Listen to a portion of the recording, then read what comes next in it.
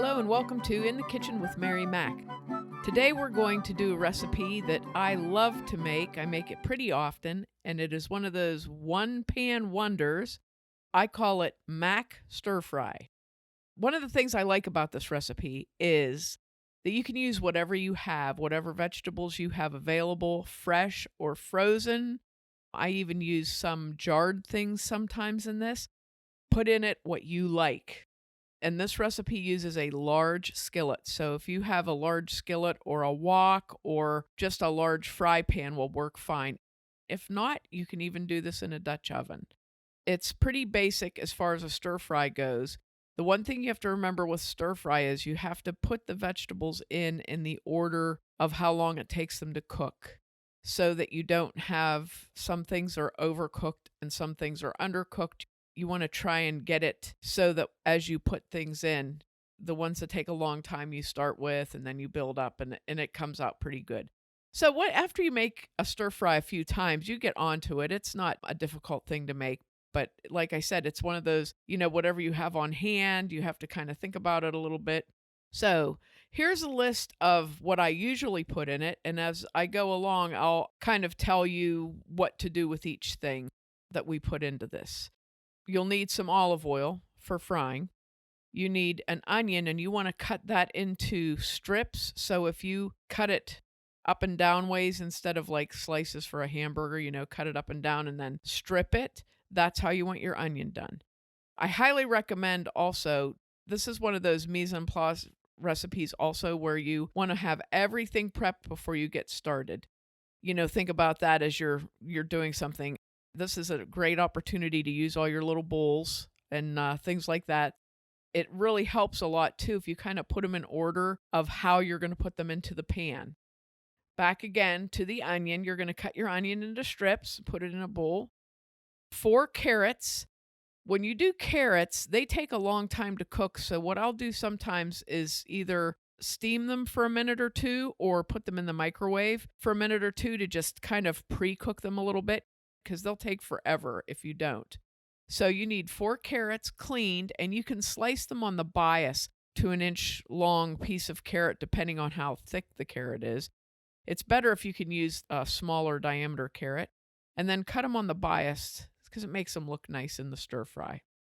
Okay, celery. You want 2 or 3 stalks of celery. I usually use 2. And you want to clean that and slice it into 1/2 inch thick slices. You want a little bit bigger of a slice. These you're not going to pre-cook or anything because you want it to be a little bit crunchy. A cup of sliced zucchini. And what I usually do with the zucchini is cut it about 1/4 of an inch thick and then cut the slices in half so they're like a half moon. A cup of sliced zucchini, a cup of sliced yellow squash, 1 bell pepper, any color you like, or if you want to get a variety of bell peppers and use like a half of each one, you can put more pepper in if you like, whatever. Sometimes I get the package of 3 peppers where you have a red, a yellow, and an orange, and I'll do half of each and cut them into strips. You need 1 to 2 cups of broccoli. Now, if broccoli isn't in season or if it's outrageously expensive, you can use frozen, and you want to use the florets. And what I usually do if I'm going to use it frozen is I just put it in a colander and rinse it to kind of get the ice off of it and let that drain. So 1 to 2 cups of broccoli, depending on how much you like broccoli. And if you use fresh, you can do the same thing, like clean it and just cut it so that you have the florets. And then you can peel the stem and cut that into small chunks also, like 1/2 inch chunks, so you don't waste any of it. Either one is fine. Sliced mushrooms, again, you can use canned or fresh.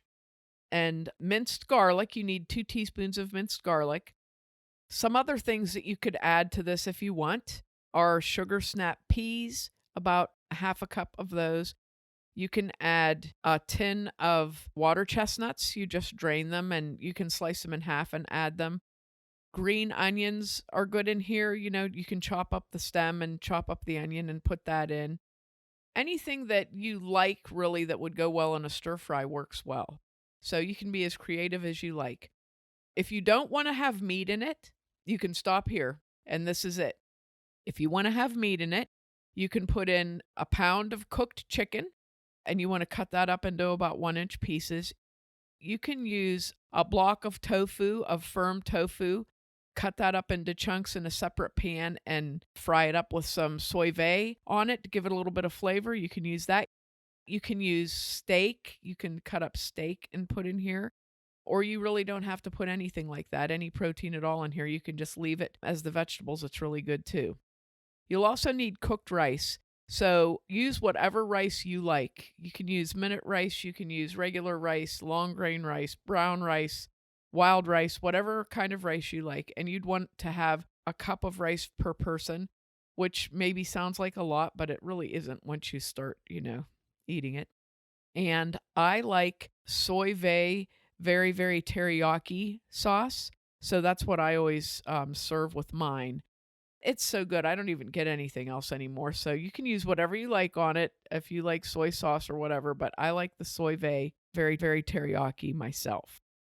So here's how you're going to do this. Like I said, you want to get your vegetables. You want to have them cleaned and prepped and in their individual bowls and in the order that you're going to go. You would want to put your onion and garlic in first. And then your next step is your carrots and celery. If you were going to put in water chestnuts, you could put them in with your celery. Then you're going to put your zucchini and your squash and your pepper in. And then you're going to put your broccoli and your mushrooms. That way, if you put them in, fry them for 2 or 3 minutes, put the next one in 2 or 3 minutes, and you build it as you go, really nothing should get overcooked. Even if it does get overcooked, who cares? Because it's still good. But it's nice to have a little bit of, I wouldn't say crunch exactly, but a little bit of firmness in your vegetables. You don't want them to be mushy. I've gotten distracted and had things get mushy, on me, or else I've, not paid attention and stirred it enough, and part of it will be and part of it won't be, but it still tastes good, Now, if you're going to put meat in it, you have 2 options. You can either use leftover meat, like leftover chicken breast, leftover steak, something like that, or you can cook it while you're doing your vegetables, which I sometimes do too. If I'm going to cook chicken or steak, I'll start that first and then start my onions and garlic, and kind of go like that. And then it comes out about the same time. And then I'll take that chicken or steak or tofu and just cut that up into either thin strips, maybe about 1 inch long, or inch square chunks or something like that. You can do it however you prefer to do it. Sometimes steak is a little bit easier to do in the strip. Once you feel like your vegetables are about done, you can add your meat to the vegetables and toss that around so everything's very well blended. And then put about 2 tablespoons of your sauce that you plan to serve with it right on there and toss that around. So you don't want a lot of it on there, but you want just a little bit of it to kind of flavor the juice that's been sweated off the vegetables and kind of coat the meat a little bit, and toss that around so it's kind of reasonably well distributed. And now you're going to get ready to serve this. This is best served on a plate or like a big serving bowl. And what you want to do is put your rice down first, a nice scoop of rice, and then put the vegetables on top of that and drizzle your teriyaki sauce or whatever sauce you want to use on top of that. And you're ready to go. It's ready to eat. This is so good. And it comes together so quickly. I love it. I just love it.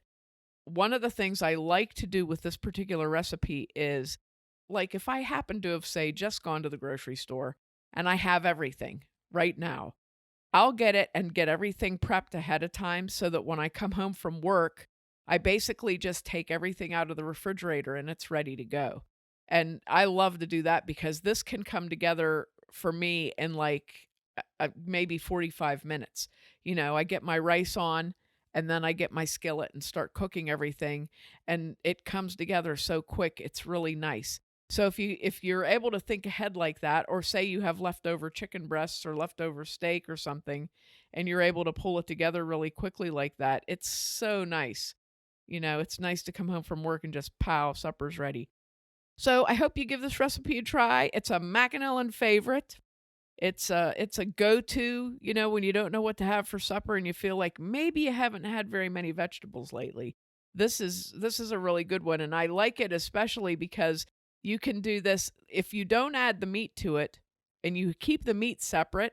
If you have someone in your family that doesn't eat meat, doesn't like meat or whatever, that person is happy and you can please everyone basically, you know what I mean? It's a pretty easy dish for something like that, which we often encountered in our family. So I hope you give it a try, and I hope you like it. It's a great recipe for a dreary winter evening. And make sure to check us out online on Facebook and Instagram at Mary Mac Bakehouse, on Twitter at Mobile Mary Mac and Mary Mac Podcast, and on our website, marymacpodcast.com. Thanks a lot for listening if you did, and if you didn't, too bad for you.